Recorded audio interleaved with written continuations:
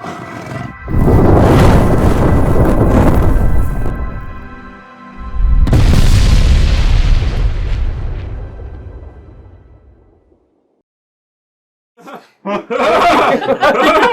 we go. See, you got everything left. All right. On that note, hi, welcome to Basements and Besties, the Dark Lanterns of Sharn. My name is Will, Tramp, or this up in GM if you follow me on any version of social media. And I am the narrator for the Level Up Advanced 5th Edition actual play that we are doing right here, Basements and Besties. That's what we do. We are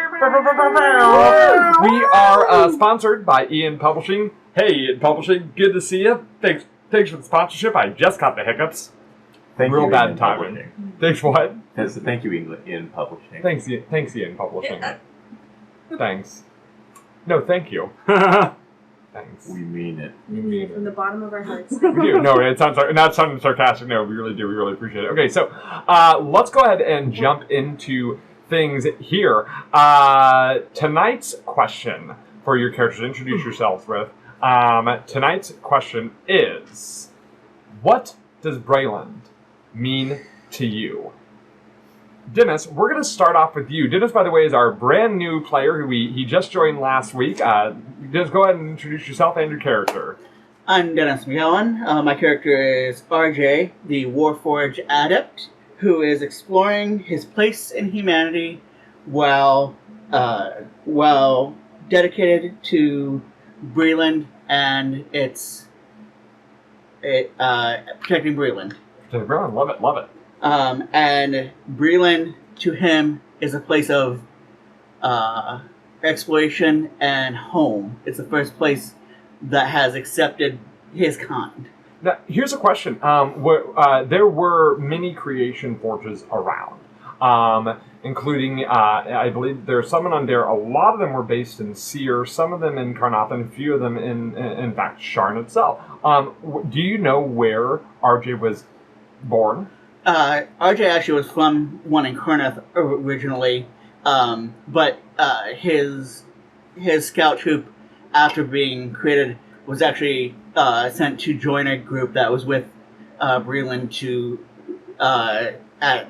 basically right after they were created. Sounds good. So okay, wonderful.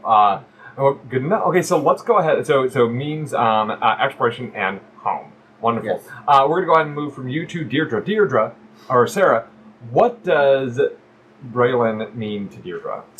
I guess introduce yourself. Yeah, sorry. I am Sarah Tramp. I'm playing Deidre, and I am a human rogue who is trying to find her place in the world without war. Brayland is a bit complicated for her. She doesn't really care for the government aspect, but everyone she cares about is in Brayland. Because that's the only place she has ever called home. So protecting Brayland is protecting her family, her friends. Now, you've faced a number of other countries and armies on the battlefield during the last war. What would you say defines those people that you care about, the Braylish people, more? What defines them when compared to others, people of other countries? They're free thinkers and can say they have a lot to say and have very strong opinions about what they have to say. Yes, Brayland. They some of the freest philosophies come from Brayland, and yes, every Braylish person has very strong opinions about it. Yes, absolutely, 100%. I love that. Okay, so we're going to move from you. We're going to go ahead and head over to Cassie. So I'm Cassie. I'm playing Adelaide Oleander, a human bard whose own story has stepped outside her dragon-marked house.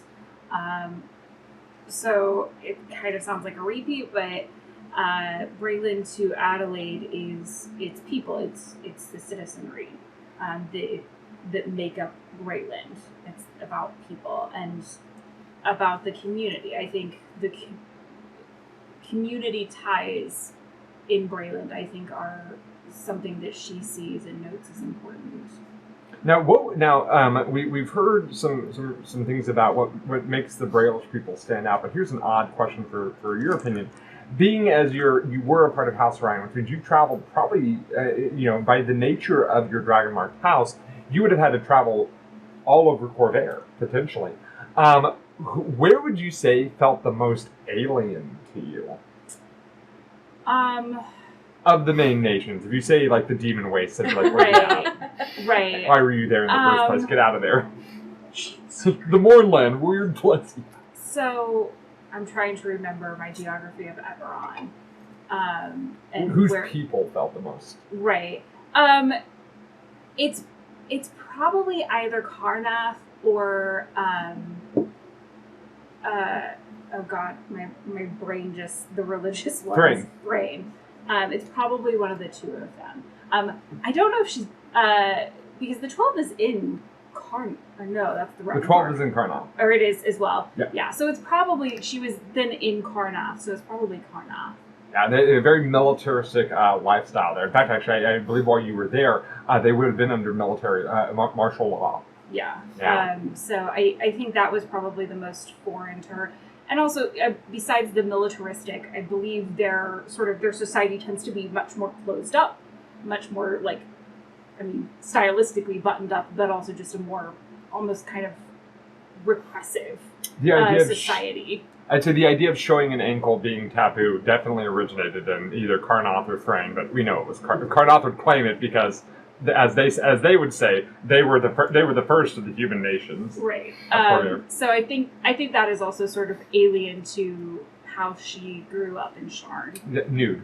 Yeah. Do you see nude? Yeah. She was talking about how close. Oh. So that's very alien to her. Very opposite. Yeah. Repressive society. Yeah.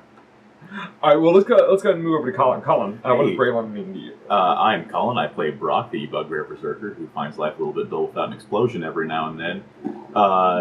To Brock, I think Braylon means unity. He kind of sees it as like a nationwide family. You don't always get along with all your brothers and sisters, and twice removed uncles, etc. But or dads. Yeah, let's just say dads. Okay, that's fine. what you meant with he dad. doesn't get along with his biological father. This is known. But at the end of the day, he knows that if hostilities start back up again, he knows he can count on any one of his neighbors to have his back. Yeah. And that's something that he hasn't always taken for granted. I think growing up, in Malian's Gate, he didn't really have that sense of national belonging when he was growing up. It was only after he was conscripted and joined the army that he really started feeling that. Well, yeah, Malian's Gate is a goblinoid slum, mm-hmm. right? And it's very clear that despite that the goblins were kind of the original people of this area, they've sort of been sequestered into this kind of wretched corner of their own, their own ancestral home. So yeah, I could definitely see why Brock probably wouldn't feel very welcome. But joining the army, where suddenly you are one, you maybe feel more valued. I don't know. Yeah, that's interesting. Excuse me. Oh, that was a burp. That's gross. Excuse me. That's great audio. Tell me how you really feel about my character. I'm gonna cue that up in the audience. Really make it stand out. Oh, sweet. Go. Just edit that all up. Anyway, let's go ahead and head over to Connor real quick. Hi, I'm Connor. I play Colton, a human warlock who made a deal with death, but he did not read the fine terms of the deal. I think to Colton, home has been a common theme, and I think that works for all of us. Braylon is Galifar. It is the best of all the different varieties of the nations. He wholeheartedly believes that Braylon should have won the war. We would unite everyone, and under a Braylish rule, we would be civilized. And what's different about Braylish rule than the other 5 nations? Rather than being solely ruled by a monarchy or a king, there is a parliament, and there is some form of representation for the people. There's still the king, and he's still very much in charge, but parliament and representation of people is a big deal, so people's voices are heard. It's not just the king goes, I decree this, it is so. It is the people have some upward form of say. Right. This isn't on Dare where their queen's rule is absolute. It's mm-hmm. Borinal is known to be a man of the people, right? Now it's funny. It's interesting that you mentioned the kind of the is Galifar because I believe that's actually at one point that would have been until the day of mourning that would have been a very Siren sentiment to have. So it's almost you could Syria was kind of seen as the jewel in Galafar's crown, the first of the five nations. So would you say that Braylon probably is the inheritor to that now that there's no more Syria? I think so. Yeah. I like that. I like that a lot. I really do. Okay, so moving on from our nationalistic patriotism. Why are you making fun of him? I'm not making. Are you guys wearing the same shirts? Yeah. Yes, we both support. Shout outs to NPR. KCUR guys Yeah. support $12.50 a month and you get a shirt. They're not sponsoring us. Okay, they're not sponsoring. I'm sponsoring them. Ian Publishing, we're so sorry. Look, you are the only company for us. You should be associated with NPR. They have great ways of accessing smart, intelligent people like ourselves. Okay, all right, smart, intelligent people. Why don't you go ahead and start? Let's go ahead and start off with what happened last episode. So last episode, you were beginning to discuss your investigations into a terrible event. What was that terrible event? The explosion in the marketplace. The explosion in the marketplace. Yeah, a section of Clifftop, right? Mm-hmm. Well, you go ahead. You explain. Kind of The what section happened. in Clifftop was bombed, but it turned out it was actually probably more specifically targeting a specific person, halfling, in a group, and we discovered that there are connections between Dask as well as other aberrant dragon marked peoples and Bonum Ernelview. We've chased down leads at the Pool of Tears, and on that note, we're going to go ahead and move over to you here, because actually, before we get to that point, a huge event was just glossed over. So before you headed over to the Pool of Untar's Tears, you met somebody new. Connor, why don't you go and tell us about this new person? We were introduced to the new member of our team, RJ, from the ever-pleasant Stover Delft, telling us... Assistant Inspector General. Assistant Inspector General Stover Delft. Mr. Krabs. We were told we had a new team member, but RJ seems pretty cool. So he's a Warforged. It kind of worked out in the area we went straight to. Man of the people. Well, let's move over to RJ for a second, or to Dennis here. Why don't you go? Why is RJ here? RJ is here to, officially to help them organize so that they can go by the book more. The unofficial answer is to keep paperwork off of the desks of headquarters, to make it more streamlined and less rule-breaking. And now you have just been introduced to this group of Dark Lanterns. You haven't been a Dark Lantern for a while yourself. This may be you may have some experience in the field, but this is a brand new group to you. And on your first day, things got a bit personal. Yes. So right off the bat, we, as they were explaining that there was an automaton out there, and that it led to the pools of, I just lost the name. Onatar. The pools of Onatar, which are down in the cogs. Thank you. My brain's not working. Okay. Down in the cogs, Specifically which is the Blackbones. in the Blackbones, Yeah. which is actually where RJ lives and exists in. And he actually regularly goes to the pools. Well, hasn't in a while, but has patroned in the pools before. And so it immediately ended up being in his space that they had to go and visit. Now, in that space, you met you're searching for this automaton. And what was that automaton called again? Forge Right Smith. No. That's the automaton. A Nim. That's a person you're talking Nim, about. the Nimblewright. You're searching for a Nimblewright there, and tell us a little bit about what you found in the pool of Onotar's tears. We found that although Fortrat Smith there was in possession of a Nimblewright, it was not the one that we were looking for.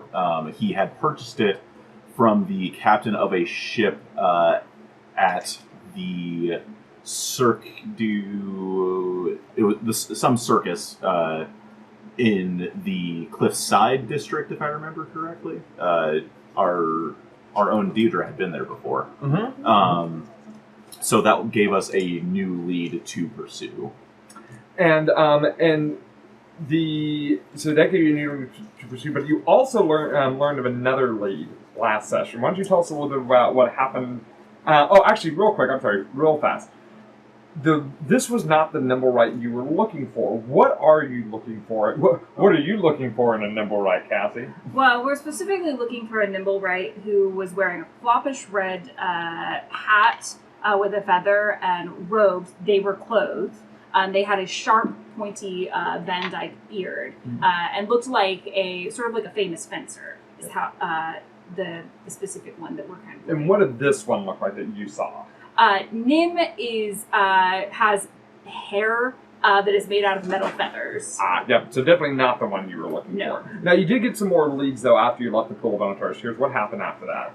We went to a Warforged tavern in the same district, run by the Warforged Blue, and we talked to Blue and the other Warforged in the tavern, and we did find out that someone else who has bought a Nimblewright was Lady Celeria Urtain, who picked one up as a curiosity, and supposedly had shown it off at one of her fancy fetes or to-dos. One of the Tain Gallows, yes. Yeah. And the Urtains are the richest and most powerful and the oldest noble house of Sharn. Correct. Now, where we left off is you had all being at the kind of the day was getting late. You took a sky coach back to White Stag Manor, and I believe Deirdre had set out the signal. And what was the signal again that you put out? A red handkerchief, or not handkerchief, a red light in the window. Okay, and you're specifically trying to call who? I'm oh my gosh, what is Rowan? Not Rowan. Sorry. He is the Aberrant House Madani member. Yeah. Okay, so we're going to open there. It's later in the evening. The children have come back. Kelsus at this point is as good as he can be. He's been calmed down. The other kids seem to be doing their best to keep the orphan in good spirit.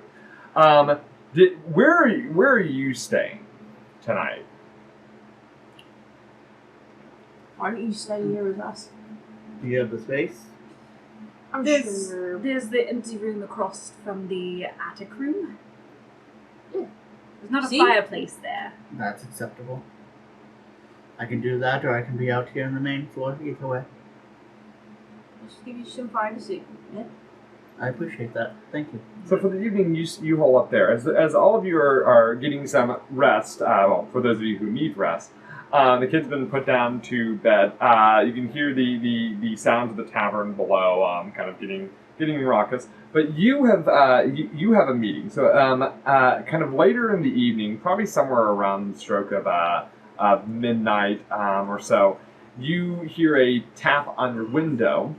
And looking out, you can see that standing under a nearby street lamp, you see a familiar figure in Darren Damadani. Kind of leaned up, and he kind of just like signals to you. Then kind of come down here, and you join him for a walk. Yeah.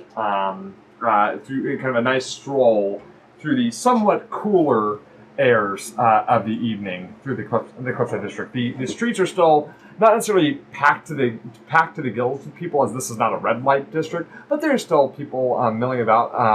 A lot of the many different ancestries of people who live in Sharn, many of them are nocturnal. So you see a lot of like goblins or goblins or dwarves. Those who are more those who would first say, "I have dark vision," if their DM were to ask. And Darren and you are taking a walk through the neighborhood because I didn't expect you to call so soon. Didn't expect to have things to talk to you about this soon, but you said there's another sect of us that are trying to take over. Of us, or are you thinking about joining us? Yes, it depends on what I find out about you, but That's fair. All right.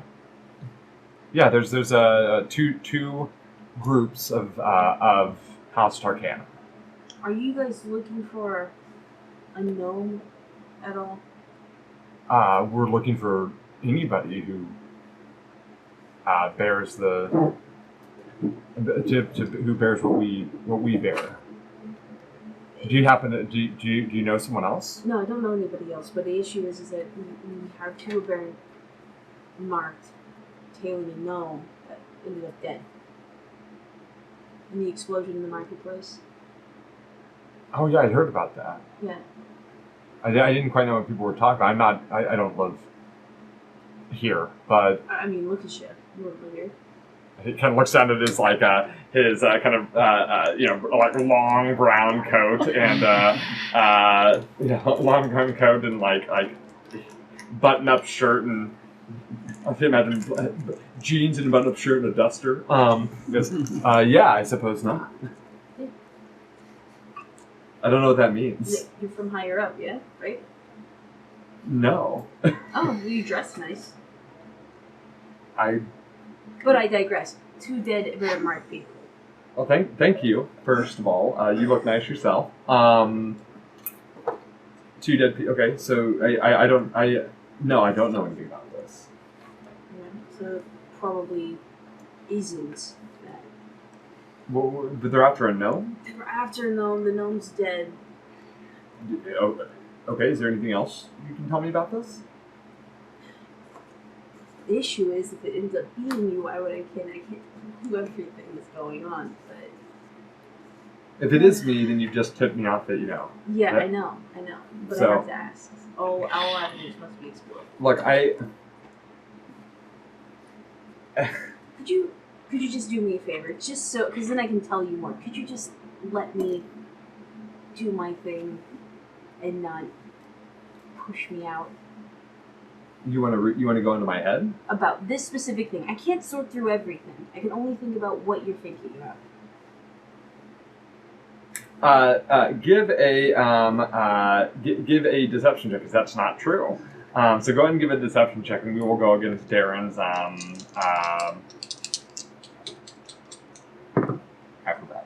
acrobatics.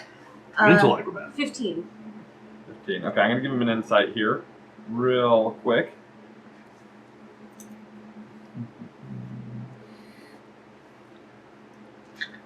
Oh no, I don't have a D20. Here, Well, you use do my need one rolling of roll. those. You would think of all the dice. I will never use somebody else's dice. Seriously? He says the exact same thing. Yeah, those aren't good guys. Is it in your box back He doesn't there? like my That's dice. possible. Oh yeah, they're awful. Yeah. Look at them. They hurt my stomach.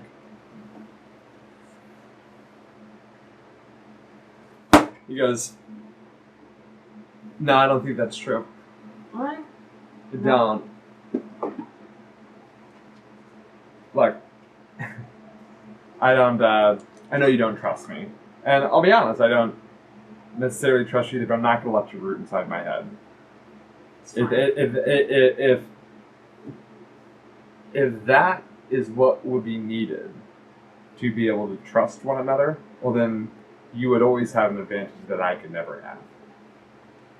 Yes. Because I can't read your mind. It's true. Look, I don't know anything about a gnome. Can you tell me anything about the pursuers? I'm going to try to describe what I saw of. Mostly charred to a crisp. Well, I'm just like the placement of the mark, because he would know like placements are different on people. Maybe he can recall where the placement is on someone. Well, that could be a number of people, but I can ask around and see if it's in your mind. I don't believe it is.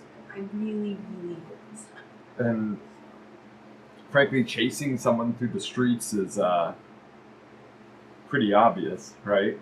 Yeah. That's not a good way to go about things. You know, in a if you're trying to keep a low profile, and he kind of gestures as to the fact that you guys are walking around at night, like so. I'll ask around. If I hear anything, I'll pass it along to you. I can tell you that. No, I appreciate it. And I'll come to a meeting with you guys to try to figure out what you're about so I can see if I can help in any way. I think we'll have to do a little bit more on the trust aspect. Oh yeah. Before I get you in a room with some of the higher ups. You know, what with that whole mind thing? Yeah, I mean, you could. How does that work anyway? You have to touch me, apparently. No, I don't have to touch you. I just have to. You have to let me in. It works off of consent? No, it's more of like I have to get around that. I have to get around whatever barrier you have. Oh, okay. I mean, So- I'm gonna try it right now. Like, but I'm not going to think of anything. But that's what it feels like. It's like, Oh, okay. Yeah. Mine feels like an itch that I just can't scratch. You know. It's weird how it changes for each one of us, you know. Yeah, I met a guy once who anytime he would his mark would cause little termites, I think, to like come out of his skin where the mark was. it's horrible. God. Yeah, no, horrible, right? Do they go back? Yeah, but he said it felt like he said, do they go back? I don't know. I didn't ask that. But he told me that it felt like the feeling to him was the feeling of getting a brain freeze. You know, like when you Yeah. That's really weird. That's a you ever have like a brain freeze? Like you eat ice cream? It's a little too expensive. I mean, Oh, you should. I can get you one sometime if you want. do they got lemon? Sure. Yeah. Okay. All right, it's a date. Okay. Not at night though. No, during the day, obviously. Not at night. That'd be weird. Yep. Weather's good. You find yourself like having circled the block and you see your townhouse, your manor right Well, there. I'm home. Yeah, all right. So. Cool. Yeah, I'll get back to you on. I'll put the light on. Sounds good. And yeah, Alright. 11. Got it. Cool. Bye. Hi. All right, and he just sort of just like kind of awkwardly sort of just like starts to walk away and starts like obviously whistling, like whistling a tune. Like you don't have to be able to read minds to realize he's just trying to like play it cool. All right. The next day comes soon enough. You all make your preparations. You find very likely that RJ is probably the first standing. What is RJ wearing today? So, RJ today has the pants have changed into a more gaucho style pants, and a kind of a bluish, like a sky blue, and the shirt is actually it's a sleeveless cut down, almost like an Under Armour. So his arms are out, and it's that and gauchos.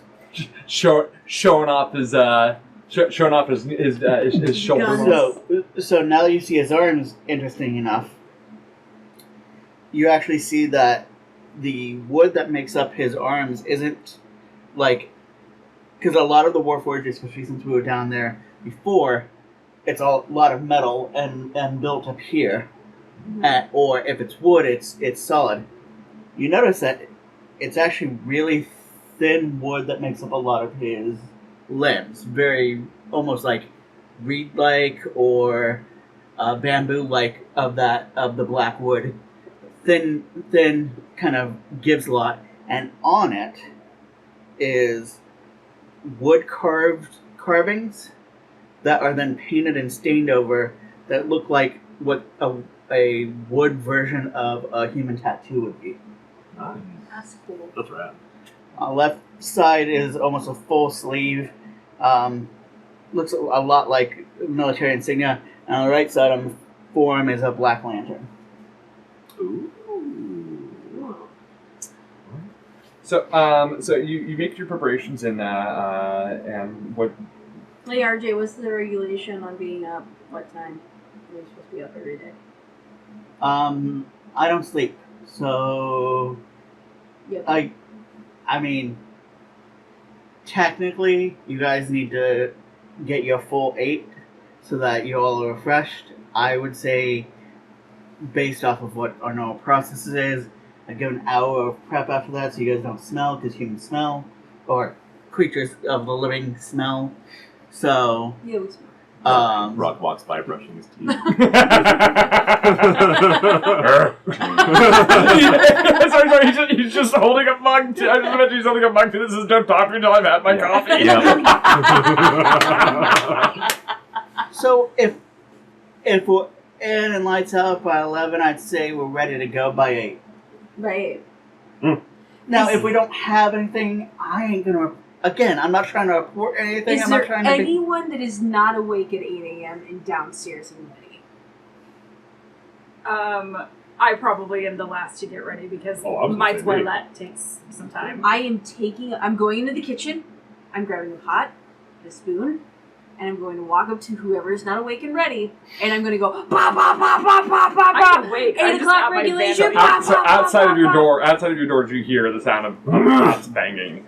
Get up. Door flies open. The normally kind of matted down hair is just. What? It's past regulation. Whispering makes great audio. It's past regulation. Deidre whispers. Thanks. Shut door. That means get downstairs. Ugh. And then I go to her door and I'm like, time to wake up. Wow. I'm almost ready. I'm just finishing, and I come out, and I'm in my fancy clothes, and I've added to my fancy clothes a wide-brimmed, like, Edwardian style hat, and I'm wearing like my perfume that I have, so I'm fancy for our trip to the circus. Yeah.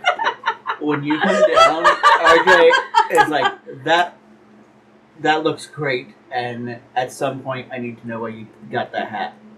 Oh, I think Daddy got me this one. That's out of my price. So grade. probably Dragon Towers. We usually do shopping there. I mean, So Pretty I like impressive. as like I'm hooking arms with you and being like, so I'm gonna need some help. You have a date. I have a date. Oh, with the Madani boy. Okay. Yeah, I do. What kind of date? A date? Dinner and Date. play? No, ice cream. Oh, so daytime. Okay.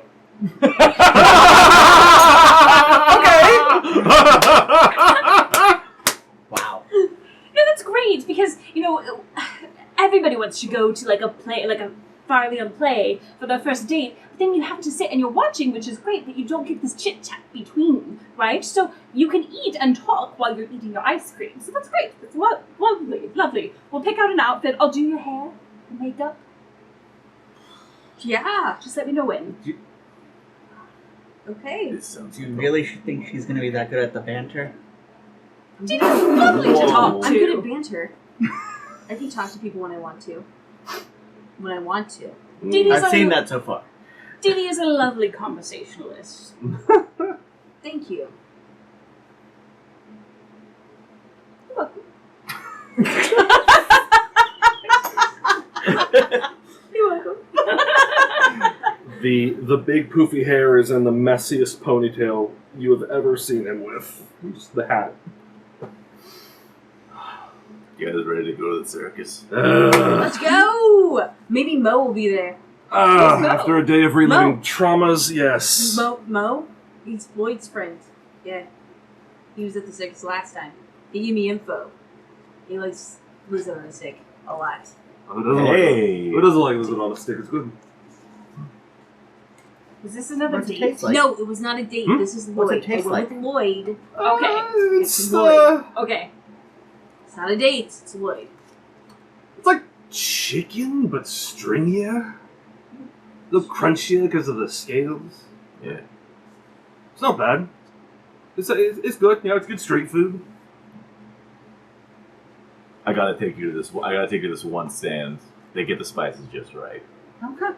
Oh, you've been to the that place you Christie took me to School? that one time. Yep. Yeah, that's a good Okay. place. Yeah. No, I have not.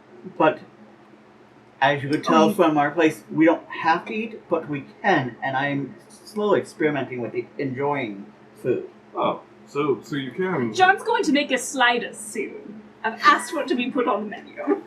What is a slider? They're little tiny like It's sandwiches. a tragedy, is what it is. Wonderful. Yes, you can fit them Hey, in man. the chat. That's the whole thing. You can just bite it.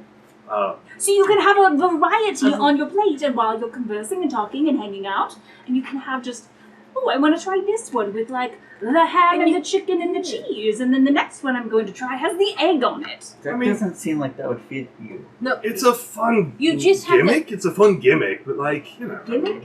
It's kind of a Who wants to gimmick. eat the same thing the whole Well- meal? That's boring. So, So, or multiple things. let us continue But this they're conversation as we head to the Yes. circus. Yeah, let's go. Let's go. Oh, audible back cracking. Ugh. I want to win a bear this Oh time. yeah. You want to win a Brailish bear. I want to win one. So kind of will give me the last time. Oh, you Okay. I mean, could go to the carnival with the medallion boy. You could win you one. What's the difference between a Brailish bear and a regular bear? one is One. Brailish. Brailish. The glorious blue of the fur. Yeah, it's a blue bear. We should probably go since there's Big like lives at machine. stake and stuff. Yeah. Yeah, I'm gonna try and hail a Yeah. Sky Coach. Sky Coach to Cliffside or to Cliffside, specifically to Ship's Towers, is going to cost you not much at all. It's not a long Sweetness. trip, so you're going to be looking at 1 silver apiece. Okay, after last week, I thought like, oh yes, just a tawdry fee of 20,000 gold pieces. Everyone just has that kind of change lying around, I guess. Oh, are you talking about The force right? Yeah, I was like First of all, 25,000. 25,000. Yeah, Well, also like that just means how expensive is that nimble right normally? Yeah, he said that was constructs a- are very expensive. He We said should that s- was a steal. Yeah, he said a steal. Oh, I did want to mention something to you, RJ. The clothes thing. Do you make that? Do you like it on? Which part? The clothes themselves? Yeah.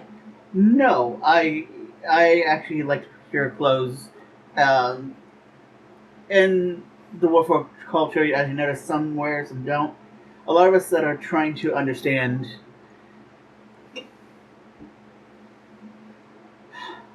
living cultures more and integrate better, sometimes try to wear it so we can understand. I found I like them, especially because my upper is decorated, but my legs really aren't, and so they look kind of weird Mm. because they're just kind of thin sticks. Sounds like you can even them out. So did this just describe that RJ suffers from the same thing that pasty white guys who wear shorts suffer? No, I don't wear shorts. The struggle. I kind of like that though. You literally He kinda skips walk in leg someone's day. shoes, Let's be very clear. He skips leg day, including decorating them. Tattoos so- are expensive at this economy. He does them himself, so That's what. That was my next question. Thank you. yes. The art I with especially the military ones I've done with people in that I've done tours with and different assignments with. Yeah. And just as an understanding, because we saw other soldiers doing it of again the living type. Mhm. And again, it's more of an understanding because we're now trying to figure out where we exist in this world. You know, obviously we're living beings, but we've been created. So The Sky Taxi coach, when you say obviously we're living beings, you notice that, and the rest of you three notice that he just kind of cocks an eyebrow at that, but then just doesn't say a word. so it's one of those things. Some really investigate it, some don't. This is my investigation. And I really have found that I like clothes. It doesn't take long for your Sky Coach to reach your destination. You find yourself in the ship's towers section of the Cliffside ward. I always get wards and districts mixed up. I think wards is the bigger one and districts is the smaller one. Yeah. Yeah, okay, so Yes. you're in the Cliffside ward in the Ship's Towers district. Ship's Towers, a seedy waterfront district. It's literally in the damn sentence. Feels roughly the southern half of the docks and wharves running along the Dagger River. Gigantic cranes empowered by magic haul freight from ships at dock to the warehouse districts far up above a precarious and white tower, while you see crews of these ships restocking and recharging at the shops. Most of the traffic here seems to consist, though, of sailors in search of entertainment. Bars, flop houses, small shops, many of which don't even bother to advertise the nature of their business, line the street, which winds precariously along the edge of a steep cliff overlooking the river. So this is built into the cliffs, right? There's no, land outside. You're, walking on, cliff edge. So, do the buildings, they're stuck to the side? Or they're built into the stone itself. Okay, that's what Yeah. So you get kind of let off at your Sky Coach leads down, and you see a couple of other Sky Coaches coming down here as well, because at a nearby dock you can see that there are two garishly colored ships waving flags, covered in flags and ropes and such, or ropes with dangling pennants and such. You see balloons and streamers and confetti cannons going up, and a giant glowing sign, glowing letters that sort of just appear in the sky like a constant series of silent fireworks saying "Cirque du Étonnement." As you approach, you can see that there are, as you can see from where you are, you can see that there are acrobats, tightrope walking or swinging on various ropes between the two ships' masts. You can see that people dressed in face paint, whether they be clowns or other types of performers, are making balloon animals for people as they come on in. You see, and there's a stand to be able to pay to get in, because they do charge a fee and such. You can see that at this early hour, it doesn't seem to be too terribly busy, though there are, but the festivities are just starting to get underway. All right, let's get to work. Get in the Brailish Bear. Okay. Oh yeah, okay. We can do that. We can talk multitask. Okay, we can talk about the ship first. All right. So, do we have? Obviously, there's probably not just a bunch of nibble rice running around. Is there a specific show or a main tent?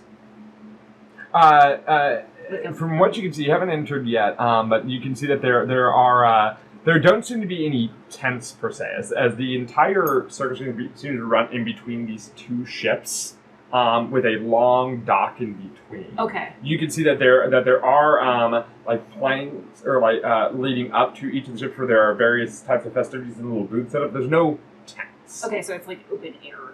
Yeah, okay. An open air carnival. Although up above you can see, there's aerial acrobatics happening. Part of me is seeing a really big arcade. I am going to sort of get myself sort of in character, because I'm going to try something, and I am going to. How specific? I love it. What are you willing to try? Sure. No. You keep describing your actions. I am going to go up to. I'm guessing there's a ticket booth or there's absolutely a ticket booth. So I'm gonna go up there. Good day. How much for admission? You see a woman dressed in sad clown face, wearing a kind of hobo clown. What do you call it? The tramp. The tramp. Yeah, The tramp. the tramp. Mr. Tramp goes. I'm sorry. What was the question? What was the question? Oh, I was wondering how much for admittance? The admittance is 2 copper pieces per person. Children are free if they're under the age of 10 or 100 for elves. All right. Wonderful. I'm so excited. I've never been to the circus. Yeah. You will have a wonderful time.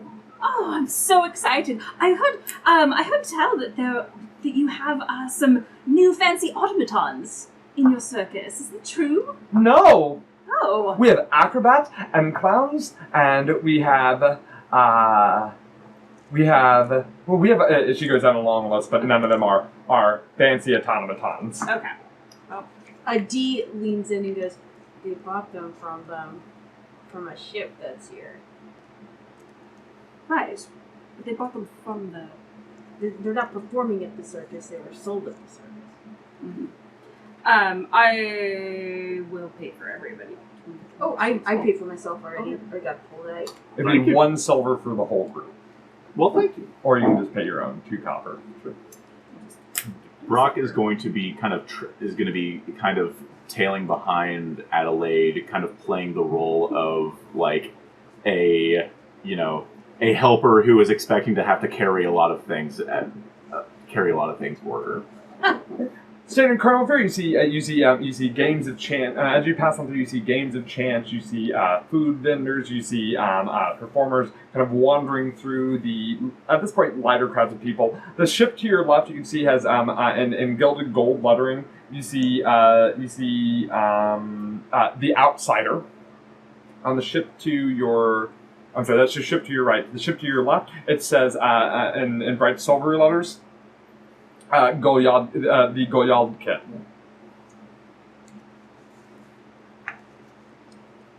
Does that feel like a specific language or dialect of any specific place? Make a culture check.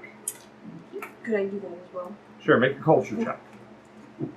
While they're doing that, can you spell that? GOLYADKIN. Right. I'm gonna use a Trying to coin. say, like, what were those ships called? Well, Roll the 2. That was marginally better. What'd you get? 5. 5. You have no idea. 10. 10. It might be Karnathi or possibly Northern Asir. These are 2 big ships. I want to go on the one that seems like it's more foreign in name. And I'm going to go there. And I'm trying to very much give off the vibe of someone with too much money and time on their hands and not a lot of brains. Given that we heard that maybe one of the richest women in the city bought one of these. Yeah. Mm-hmm. Gotcha. So I'm gonna go on later. Yeah, I don't see any reason for us to split up just yet, so. I am doing the same, but I'm specifically watching because she is acting super rich. Everybody around us to make sure nobody's trying to pickpocket said rich person. That'd be good. Give me a perception check. I Oh, specifically left the majority of my gold at home. Oh damn.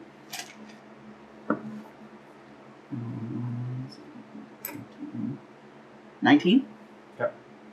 Keep that number in mind. Cool. Okay, so it sounds like we're following your lead. So what's your strategy here? So I want to go to the one that sounded like it might be a Karnathi name. Sure. And I want to go to whatever looks like maybe the biggest attraction on that ship. Okay. Looks like at this point they have they're bringing out a trained bear with a fez hat on. Hey. But the show is not supposed to start for another half an hour. Oh, okay. I'm so sorry. Are there games on this boat? Yes. Okay.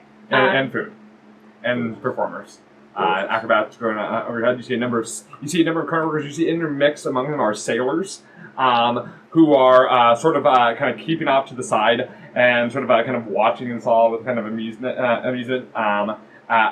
aren't. They most of them are kind of shirtless, tanned, and shirtless, tanned, and rather kind of scruffy looking.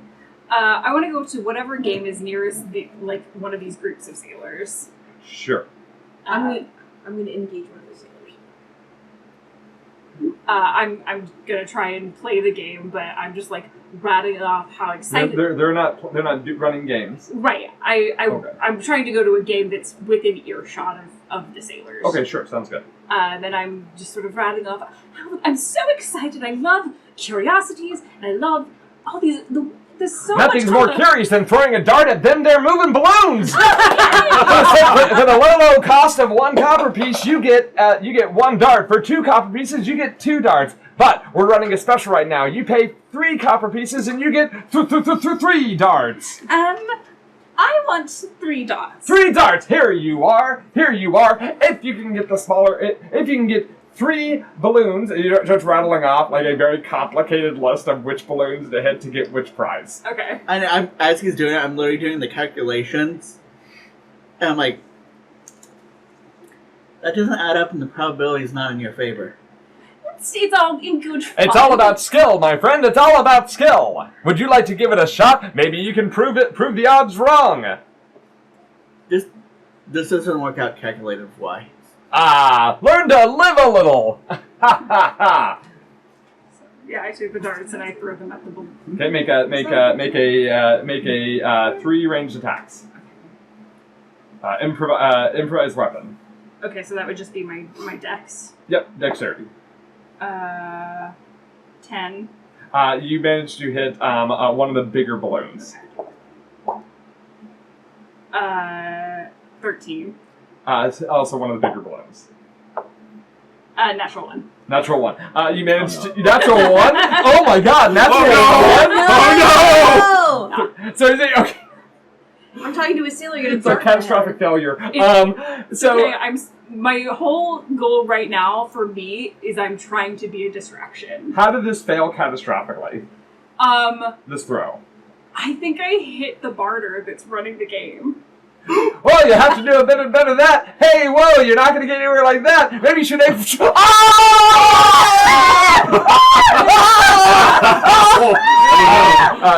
One of the sailors runs over and one of the sailors takes him off to a med bay, and you're given no prizes. People are just kind of eyeing you like, oh my god. I faint into Brock's arms. Like I'm overcome by the sight of blood. As that is happening, I want to talk to the sailors and be like, yeah, that lady's got too much money and too much time. You seem with it. Yeah, you seem with it though. Oh yeah, I'm a friend.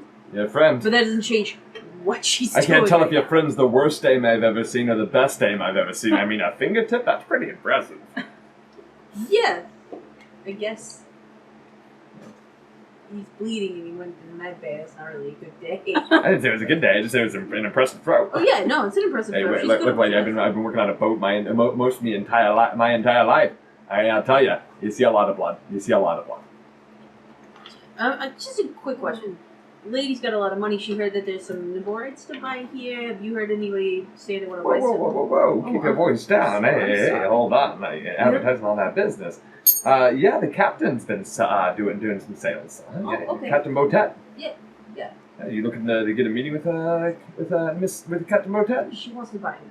Wants to buy one? Yeah, Lady Itran got one. Now she wants one.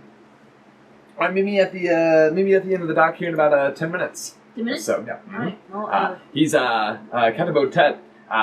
Actually, hell, there he is now. And you see, you look out kind of where he's pointing on the water, and first he had pointed to first he's pointing towards a small little dinghy. And you see that there's a sailor kind of rowing backwards in a rowboat, right? And sitting in this rowboat, you see the back of a man's head with you see this shirtless man, tan skin, long curly brown. You see long curly brown hair, and he's got his arm draped around a topless man and a topless woman.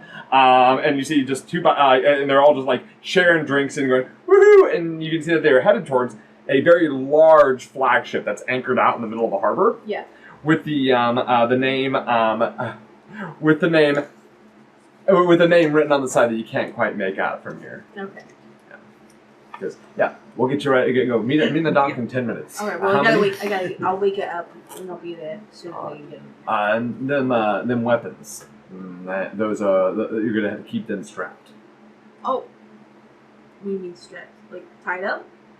Well, yeah. Like, Yeah, okay. Like keep them in their sheaths. You know what I mean? Oh yeah. All right. Why would I drop? Oh, why y'all walking around with so many weapons in a carnival? I don't know. Open carry. That's good job. God damn it! I mean, technically. Braylon. Yeah, sure.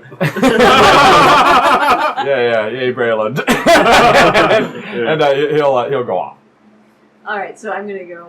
Return to and then, like you're leaning. At this point, you just see another barker is like, "Look, it's fine. He'll be fine. It's okay. Is she gonna be okay? Do you need a glass of water?" Oh, thank you. I'm just. It's a clown that pulls out a seltzer bottle with like a little. No, that's fine. We won't be needing that. Oh, all right. And you just hear a couple of kids laughing about it, and he goes, and he squeezes it. She squeezes it anyway. And goes, and she just walks off with big floppy suitors. They're clowns. Oh. No. So I got us the time. I need it to end of back in 10 minutes. Okay. 10 minutes. What? Just you, all of us? All of us. Okay. Any Will, her especially. Wonderful. You got to keep this act up. They got it. Of course. Is there any blue bear close by as a prize? In this 10 minutes, is there a blue bear? Yeah, there's a blue bear. You see that there is one of those like sledgehammer hit the thing at the very top, but it's like 30 feet tall because it's a world of ogres. And you see that they have a couple of blue bears advertised as one of the prizes. Yeah, I want to go there and try it. Okay, excellent. It goes, "Hey, you looking for the barker? Hey, you looking for a blue bear? Is that what you're looking for? Blue bear. Test your strength. Show that you're the strongest one around. It costs 3 copper per attempt. Okay. But I bet you with these arms, ladies and gentlemen, with these arms, she'll be able to ring that bell." Like points up. It's like literally 30 feet in the air. Yeah, let's do this. Yeah, you got this. All right. I'm giving him 3 copper. 3 copper. Okay. And this gives you 1 swing with the hammer. Oh, do I have to prepay? Yeah. Looks at you goes, "Well, I ain't giving you a hammer without the money." No. I give you each time I want to try it. Like if I don't get it, I just give you more. Look, like, you just give me 3 copper and you swing the fine. hammer. Yeah, All right, here you go, swing the hammer. You get 1 swing. Okay, I swing the hammer. All right, go and make a strength check.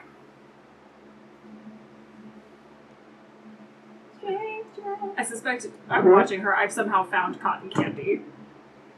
Ooh, Cotton 16. 16. It goes, ding, and it goes up pretty high, but it does not go high enough to get the blue bear. And goes, "Oh, what? But that's all right. You get a balloon. What's your favorite color of balloon? Maybe it'll help reach your arms to the sky, like you wish the bell would have gone. Am I right? The little hammer thing. I don't know what it's called. Whatever color he hands me, I just take it and I hand it to her with the cotton candy. Burnt orange. All right, I'm gonna do it again. Oh, another try. 3 copper. 3 copper. Having All watched right. it, Dude. will it actually make it up there? Is there a possibility it will? Watching him and reading how he's trying to sell it and how she hit it, can it actually get to it? Make me a engineering check. I can do that. You, engineering, and I am. You want to give her a hand? What? Engineering and deprive her gadgetry. of this opportunity? Is this possible? I do not have that as my specialty, but I do have this trained, so. -1, +2, so 18, 17. The blue bear is very, very possible, but for someone of her strength, it is very likely that she will spend a lot more money than that bear is worth before she actually gets And that was fine. I just wanted to make sure that it was possible. But for the giant man-sized bear, no, that would not be something that she could be able to do. You do not believe that would be possible. Okay. Man-sized bear? Yeah, it's a man-sized bear. Alright, let's see. Alright. 17. It goes just a little higher than it did before, but still not within the next range band. And then it goes, wah, wah! Hey, this green balloon will go really well with that orange I balloon! get the balloon off turn and I do it again. In myself. I've eaten all of the cotton candy right now. I've just got the balloons. I will say, just to make sure we're paying attention, we only got a couple more minutes, guys. Alright, yeah. I'm gonna get it this time. That's alright! She, man, woman strength, she'll do it! We know she will! 7. I got a 7. This time like you flub of it, and it just doesn't even go up half as high as the first one did. It goes, oh, whoa, that's no prize! You just hear, burp, burp, burp, burp. Oh, man. Six, take me. I can't watch this anymore. Brock approaches. Oh, a newcomer! Whoa, look at them muscles! Yeah, thank you very much. Do you mind if I, here? Yeah. You see his like smile drops a little bit, and he goes, oh! You got it, mate. He goes, are you sure this seems more like a kid game for you? I want that bear. 3 copper, my friend, 3 copper! Yeah, I will give him 3 copper. Dennis, I need a perception check. Oh gosh. We're gonna use the 19. Okay. You notice that as he hands the hammer over, his thumb kind of slides along it, and you just hear the slightest near inaudible click as he hands the hammer over to him. It feels really lightweight in your hands. Hey, everything feels lightweight in mine. Can I see that real quick? Okay. Whoa! You haven't paid the copper. And I just hold it, and I Okay. look up and down it. Can I find where that? There's absolutely like a little switch. What's Looking him in the eye. Click. It feels heavier like a normal hammer should. Pat him on the shoulder. Oh, what a neat trick there, guy. No magic. I'm just clapping like an idiot. He just swears like, beat. Oh yeah, go give it a try there. Yeah, so he's just grumbling as he walks past him. I'm gonna rage and do it. I'm sorry, hold on. Tell us what the children who have gathered around to watch the big man do. What do they see? Yeah. No. Yeah. I just want to do my job. Yeah. It's the blue collar rage. You guys ever watch what is that show called? Parks and Rec? Venture Brothers. Oh, no. Oh, yeah? Yeah. When Brock Samson goes into like PTSD mode, it's like Let the veins popping out of his forehead, the death stare in the go eyes. ahead and give me a strength check. Okay. Do You're it! right. I'm gonna try. That's an 18. I would like to use a coin. For the big man-sized stuffed bear. Here I go. I'm a man-sized stuffed bear. This should be my. Why are you rolling in there? It doesn't matter. It does matter. It's an 18. moved because of your paper. It goes ever so slightly higher than hers. He goes, oh wow! Looks like the big man didn't quite get the big payout. Wah. Okay. What time are we at? But he hands you a blue balloon. His braille's blue. There you go, big guy. All right. I already paid my 3 and didn't get my Oh yeah, you didn't get your turn. re-roll, please. Oh my god. Jesus Christ! Sorry, that was Connor, not carry this Colton. item around. Damn it! It's only a 3! This has been a productive 10 minutes. I don't know how to get to them, but we've got to go. The Barker has like this big shitty grin on his face. Oi! Places to be. Was that the hammer? Oh wait, was that you have the the cover? hammer. No, No. I'm not doing this Oh, again. okay. Damn it. Yes. You sure you don't want to give it another try? Yes, but What thank about you, big guy? How about you? Whoa, a Warforged. Hey, you seem like a sharp cookie. You think you can get it all the way to the top? No. Not a. All right, that's a fair answer. Let's go find something else. And I walk off towards the direction you had kind of pointed. I'm gonna point. Still holding 3 balloons. The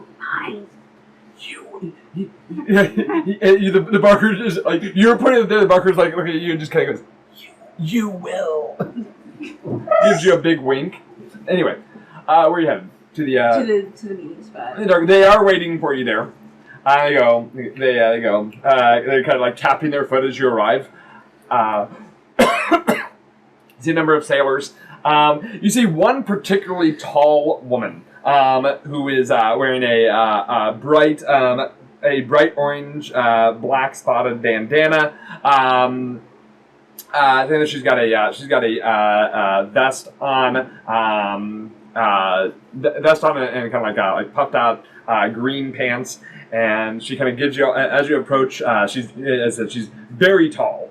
And as you approach, she looks at all of you and she goes, "You. Yes. You would be the one? Yes. My name is Thylathine. Annabelle Osmond. Annabelle Osmond. Yes. All right. It is a pleasure to meet you, Miss Osmond. Yes. I suppose this is your security detail?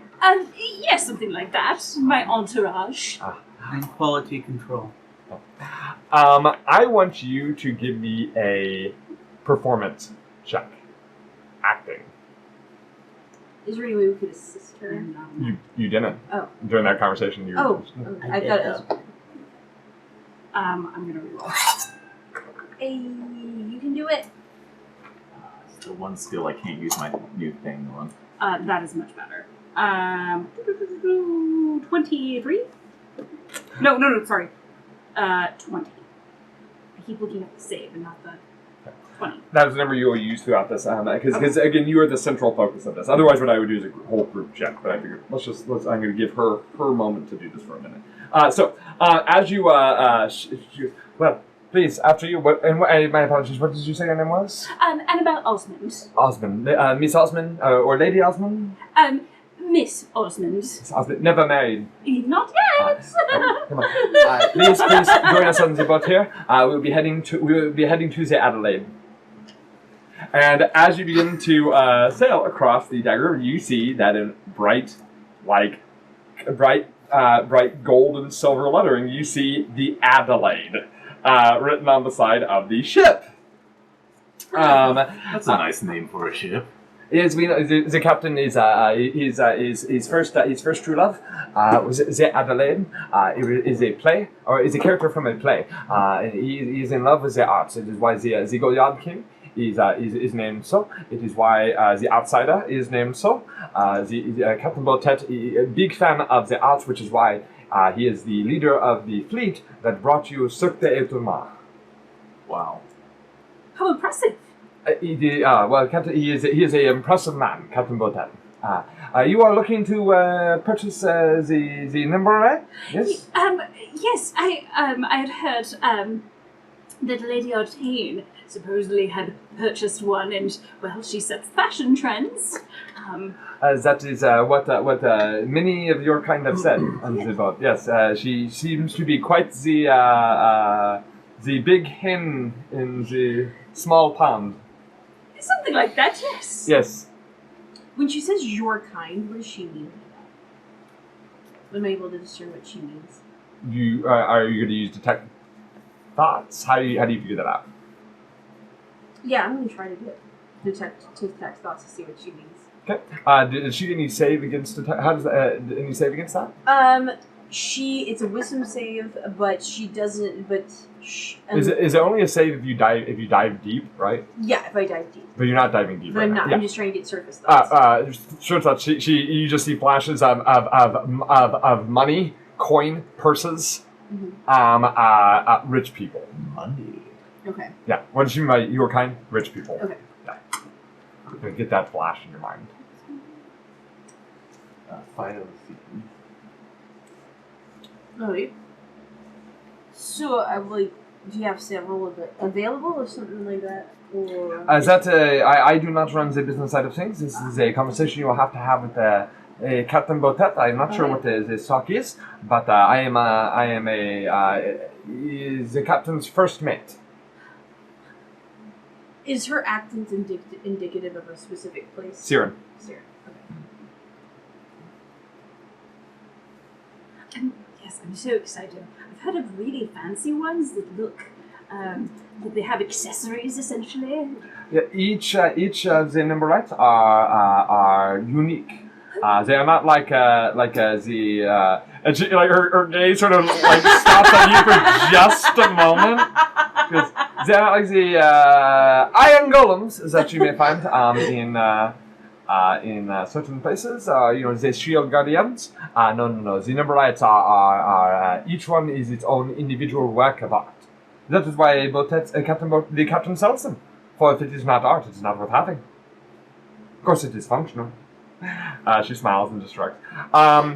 You guys are brought to the ship where then a ladder is kind of a rope ladder is thrown down where you are. You climb up the ladder there. And then you are led into the ship. You see a number of sailors who are all at work. There are no performers out here. It's a very large, very nice ship, this flagship here. And you are taken below the deck. It's the main deck. I'm sorry, you're taken straight through. You get on the main deck, you're taken straight through a set of double doors, and then through another set of double doors. After you pass a couple of you go through a hall of the doors, but you are led to a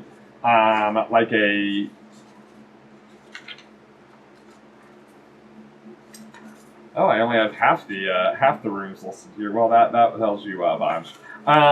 You are led to the back where there is a table, chairs, like a captain's meeting quarters, right?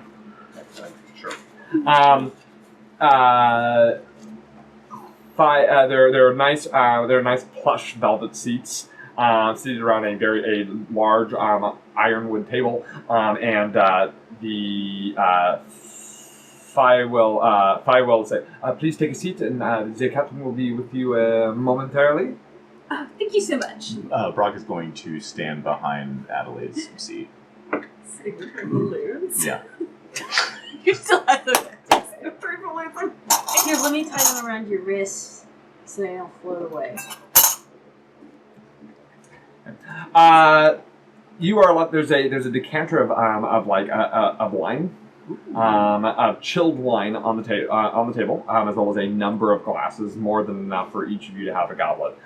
It does not take long till you can hear some raucous laughter coming down the hall, and the door swings open, and in comes in a character. The man is nearly fully nude, were it not for the undergarments and then the crossed bandoliers across his chest and the large captain's hat that he wears. He's fairly well muscular, very handsome man with a handlebar mustache and long curly brown hair. You see that he has on each arm a man and a woman, both dressed in nothing but underwear, but nothing on top. Walks the room and they're all having a good laugh. You see Captain. You are introduced to Captain Botet. Hello! Hello! It is and feel free to pass that around the table. So, hello, it is a pleasure. It is nice to meet you. Excuse me. Mwah, mwah. If you would not mind, both the man and the woman, by the way, are like super high standards of stereotypical beauty. He gives them both a kiss on the cheek and says, "I have to do business now. Please leave, but wait for me in the pleasure room." And the door closes and goes, "Hello, welcome to the Adelaide. It is my ship. Thank you for having us so much. I am Captain Maurice Botet." Annabelle Osmond. Oh, it is a pleasure to meet you. And there's a very charming kiss on the hand. Which... I giggle and blush. My heart out the titto. And who might you all be? D. It is a pleasure to meet you, D. I am Im for Maurice. Cassidy. Oh, you look broody. Oh, thank You're welcome. That was a compliment. you. Ah. I'll take it. And you, big man. Ruckus. I'm just security for. Oh, well, try to seem like you're having a little fun. Have some wine here, my friend. Have some wine. I don't drink on the job, but thank you. You don't drink on the job? That is the only way to do the job! Oh, hello, who might you be? And I am RJ, for Quality Control Specialist. RJ, well, it is a pleasure to meet you. I am Captain Maurice Potet. Now, he sits at the seat at the very head of the table, like, it's one of the slightly taller backing, and kind of kicks his legs up on the side and goes, I hear that you are looking to purchase a nimble ride. Is this what I'm hearing correctly? Yes, so I've heard, I've been hearing all the titter that Lady Artane bought one, and so how it's the fashionable thing to do, and that there are some that are like really fancy, and I'm hoping to find. I have sort of like an image in my mind of what I'm hoping to find. Well, each one is unique. If I have it in my stock, of course, it can be yours for the right price. Of course. And I can tell you, no matter where else you may go to search for the nimble ride, rare and new constructs, I'm sure you have heard all the rage. No one has them cheaper than Captain Maurice Baudet. Yes, Hot off the forges from Korth, where we recently had set up our circus, though a bit cold for the likes of me. I prefer this warm weather, less restrictive clothing. I completely agree. Well, I don't think she does, though. No, I prefer it to be covered. Well, you can feel free to be as uncovered as you like on the Adelaide. I'm so some of the things that I'm hoping to find. Sure, yes, you tell me what you're looking for. I've always had a soft spot for facial hair on men. Well, have you? I am a large. I have to be honest with you. I am a huge fan of hair on men as well. And he gives you a wink. Yes. So I was really hoping to find a more masculine style nimberite with like a goatee, but a more lithe, right? Versus I don't want something terribly bulky. Almost sort of a lithe, like almost a dancer or a duelist type build to it. Something very flashy. I don't know if there's anything that's meeting those criteria. Now, I do want to inform you that the nimberlights, well, they can be used for many purposes. The only stabbing I would suggest with a nimberlight would be with a rapier. Oh yes, aesthetics. But I understand. Unfortunately, I do not have anything like that in stock anymore. There was one that fits a similar description to what you are looking for, but I have already sold it. But I do have one that looks like like the strong men of old with a mustache like this, but with the triangle-shaped body and the kind of made to look like that they are wearing the straps, you know. Who did you sell the one that she wanted to? I get that is a funny question. Well, I'm just saying we could go and try to counter-offer them, maybe offer to pay more for that one. She had her heart set on a very specific type. I can, unfortunately, to give out my customers' names would not be such good business. I do understand, and I completely understand. It's just that. Really, well, and I kind of lean in conspiratorially too. I'm really trying to set myself above the rest, right? I really want to make an impression with the ton, and I'm very curious about who beat me to it. I promise I will make it worth your while if you can bend the rules just a teensy bit. And I'm batting my eyes as much as I possibly can. 1 second here. Giving the sweetest smile. Doing a little bit of the squeezing the bosom as I lean in. with my arms. Colton's gonna kind of stand up, stretch his back.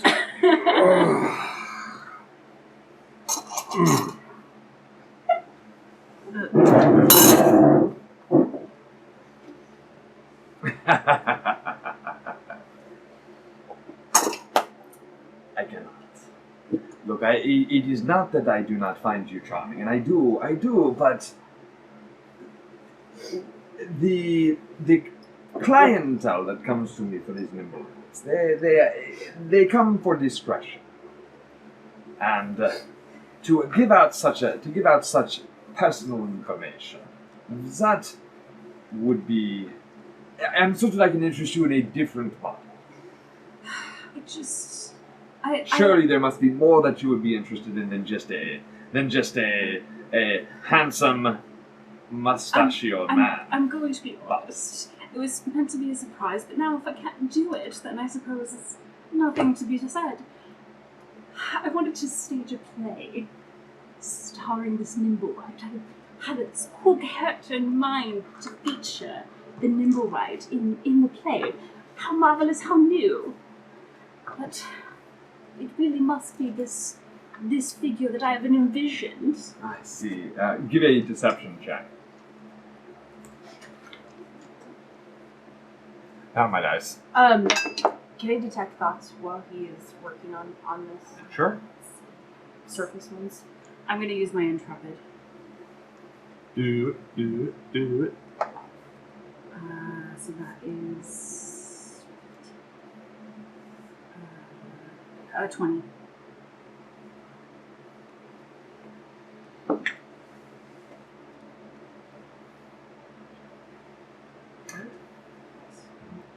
And so you're detecting thoughts? Yes. Okay.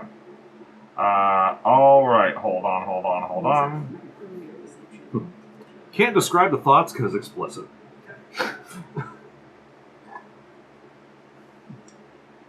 The thoughts are pixelated.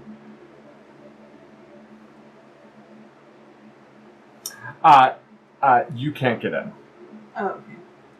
They do get a save. Oh, they do. But if they fail to save, they don't necessarily know. Okay. Okay. He goes. One more second here. Hold on.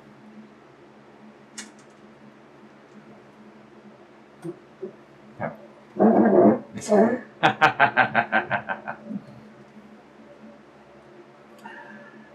That is not true. You tell me a fib. I think you tell me a fib. You seem very insistent about this now. And the fact that you are willing to tell me such an obvious non-truth, well, look, you are a beautiful woman. And there are many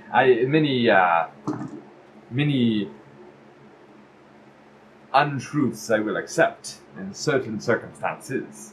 But when it comes to business, I do not. So, why don't you tell me why you are really looking for this nimble-right?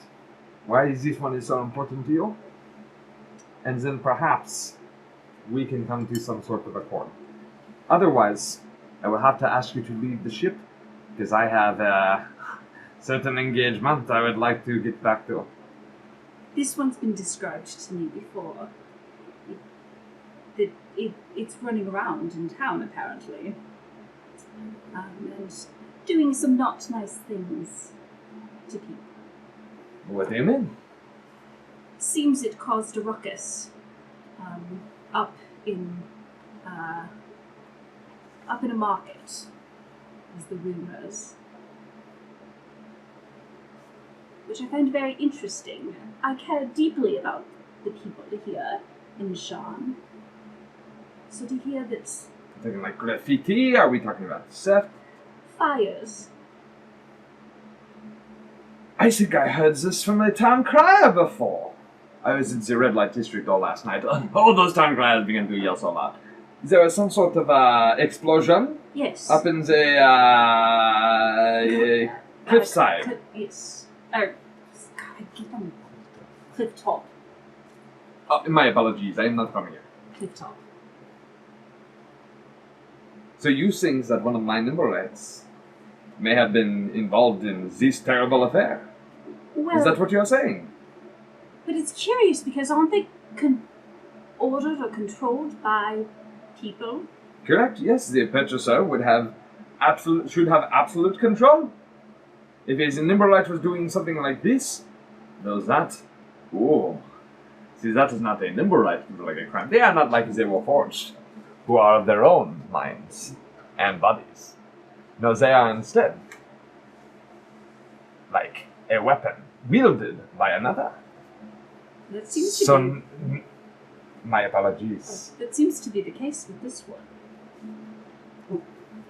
Never, and he stands up, and he stands up, and you're reminded of his near full body nudity, and he goes, "Never let it be said that Captain Maurice Baudet is not a man who is concerned about the people. I will find you this name. Thank you so much. You give me a few minutes. You enjoy some wine, or perhaps not. Of course, I personally think you deserve a break." I will be back with this name for you. Thank you so much. Do I actually believe? Yeah, I that's was what gonna he's say. doing? Yeah. Even more so, I use an exertion point. Is he lying? He is not. Whoa. He when he says he's going to get that name and to enjoy the wine, he seems 100% Cool. 100% genuine about getting you that name, and he seems 100% genuine about getting you that name and to enjoy the wine, We appreciate it. and that he really wants to get to that. That he suddenly seems less interested in his pleasure apartment right now. Just give me a moment. Fi brings him, and he opens the door, and you see the very tall woman. Kind of like it easily towers over him by like a good 3 or 4 inches, and he goes, "Hi, make sure give our friends some snacks. Yeah, I have to." And he kind of just leans in and whispers for a second, and she nods, and then she'll turn around and walk into the room, and he walks on. Fi will go to a cabinet, open it up, and then pull out some like fresh mangoes and bananas and other tropical fruits, and kind of lay them down.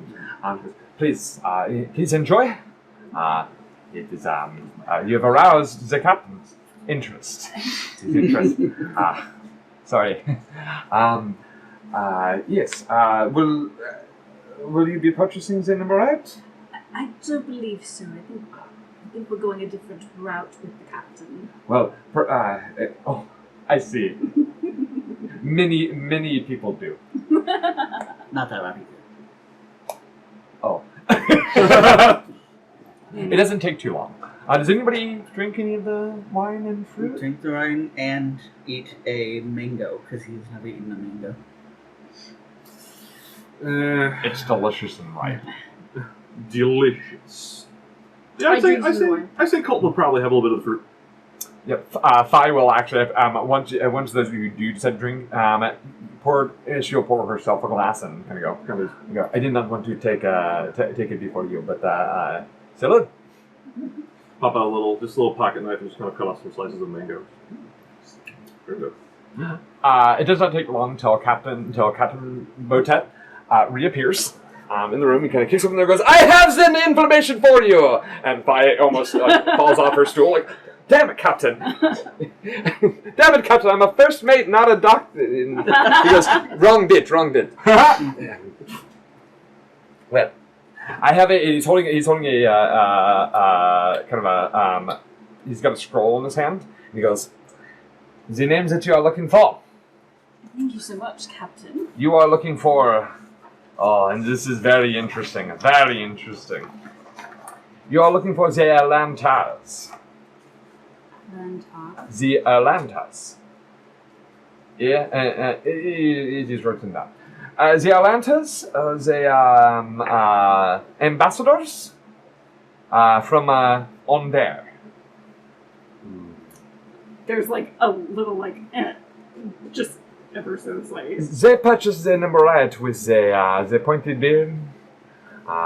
They purchased the dress-up package with the hat, with a floppy hat, and real Carol Lynn style. You know, whatever her name, the famous fencer, yes? Yes. Yes, with her long pointy beard. And this is who has purchased your potentially murderous number right. I see. So, what I want to say, good luck to your endeavors. Thank you so much, Captain. Good luck in yours. If Well, I could always use. They say, 4 is the best kind of luck. I have a date. It's an ice cream date. Ooh, a daytime date. And we'll go ahead and say that. Good. That's nice. Oh, it's a day date. Okay, all right. We'll go ahead and end the session there. Okay, so that was a fun session, I thought. Yeah, I that like was a good that. session. I like that. A lot of role Loosey-goosey. playing. Loosey goosey. Okay, well, let's go ahead and let's talk about how our characters are feeling. You know, kind of a roller coaster of a couple of days for your characters. So, I don't fully remember who I started with last time, so we're going to go ahead and go to Brock. We're going to start with you. How's Brock doing right now? Brock is. I don't think he shares RJ's keen insight about this guy. Doesn't really necessarily trust him a whole lot, so he's a bit concerned that we may have, had to, by virtue of what we, our mission, we kind of had to reveal a little bit more than he would have liked. But yeah, at least we have hopefully something to go on if that information is true. If not, we'll cross that bridge when we get to it. Sure. Yeah. Wonderful. Okay, Dennis, this is how is RJ feeling about this situation thus far? So the actual situation, RJ is currently feeling great because then we now have the name of who should have been giving the right directions. Now that doesn't mean it's the person that commanded it to do it, but it's at least a solid thread now. So as far as the mission goes, he's quite happy. Interactions, he's up and down with because he really enjoyed, or he really got to kind of try to settle in some with them. But he's also realizing that there are some that are not his biggest fans, and he's not sure why. And so, now he's got to figure out why. And unfortunately, All the insight in the world, and I'm not allowed to use it against players. well, and not only that, but he was like, this one's prickly, and I don't know if being nice is the way to do it, or bringing prickly back is the way. So he's flipping a coin back and forth and trying both sides and hoping one of these times it works. Right. So Awesome. Well, let's go to Colton. Honestly, Colton is pleasantly surprised. This situation read like we were going to have to get into a fight. The setup was too perfect. We got in with deception. We're in a room. We got caught in the lie. And it's just oh, God, we're going to have to fight our way out of this. And instead, no, the captain apparently is just a stand-up dude who's like, oh, one of my things I sold is killing people? Yeah, please, here's the person. Pleasantly surprised. And very happy. Yeah. This was so much better than it could have gone. It's that realization of, oh, he said sailors, not pirates. Yeah. Oh! Pirates, they're just traveling, they're sailors. technically, it's a good, happy circus. Speaking of a good, happy circus, how's Deirdre feeling about this? Deirdre is happy that we got another lead on the Nibble Race. She's frustrated that there's another name to go on. She wants a damn blue bear. What's that bear? And then she does not understand what the problem is with an ice cream. Nothing. It's adorable. What's wrong with getting ice cream? It's precious. Yeah. Hey, now that we got our lead, we'll get you that blue bear before we leave. I'll go invisible, steal it, and we'll just run. She was going to steal it. I was this goes to me I'm just going to take that damn blue bear. Or should I take the man-sized blue bear? Well, one of those is probably an easier DC than the other Yeah. one. Run! Grab the feet! Grab the feet! that man-sized bear said that maybe an ogre could win, and even then would be pretty hard pressed. Let's go ahead and shift to Adelaide. How's Adelaide feeling?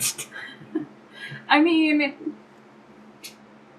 like a little down that like the ruse was sort of seen through, so she had to give up legitimate information more so than maybe she would have wanted to. But it seems like this contact doesn't seem to be a bad contact. So it seems like it's okay that we had to give up a bit of the truth. And that it was already a rumor he had heard, and that he seems to be amenable to what we're doing. So I think it came out sort of a net positive in the end. I think it's also I think this sort of thing is sort of her wheelhouse. So feeling like she was a little bit more useful and feeling like her feet are under her a little bit more after the sort of the upset of losing more, like that we keep having to deal with losing people, that she hasn't been able to protect people, that she is able to do this thing. How did you feel about Adelaide on Adelaide? I want to be very clear. Yeah. The name of that ship existed long before you made your character.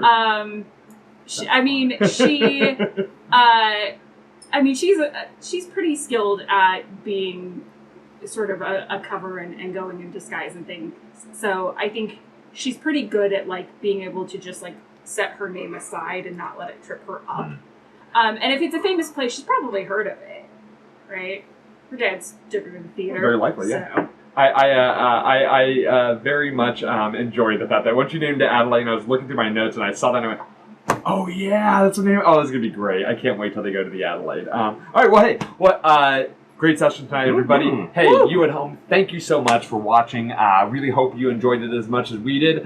We look forward to seeing you next time. In the basement! Yeah! Mon ami!